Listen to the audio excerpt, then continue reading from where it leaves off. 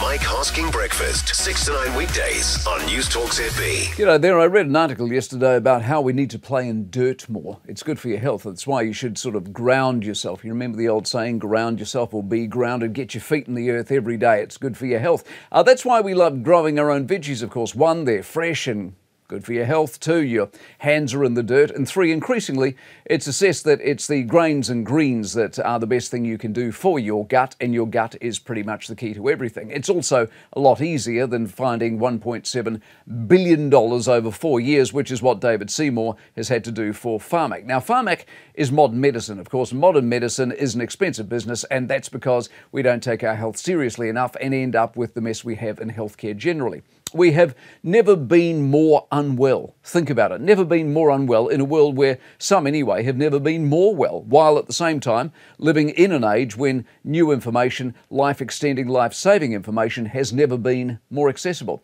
At the same time Seymour was offering $1.7 billion, another bloke was blowing up at the health minister, having been told he needs to wait a year for an operation. So all of this is the end of the line stuff. And before you complain too loudly, no, some people don't have a choice. Some people, medical carnage besets them through no fault of their own. I get that. But for most of us, that isn't the case. It's generally the culmination and accumulation of lifestyle, a lifestyle of a Western world that knows full well what it's doing to itself and yet would rather debate a Pharmac budget because it's easier than changing the way we eat or live.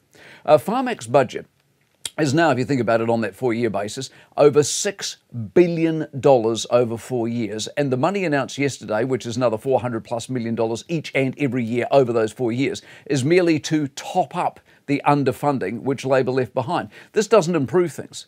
It holds the line. It avoids the cuts. And it doesn't include all the stuff that Pharmac and the various pressure and lobby groups around the country will tell you we should be funding, but don't because we don't have enough money. But then, how much is enough, in a country of just 5 million? There's only 5 million of us.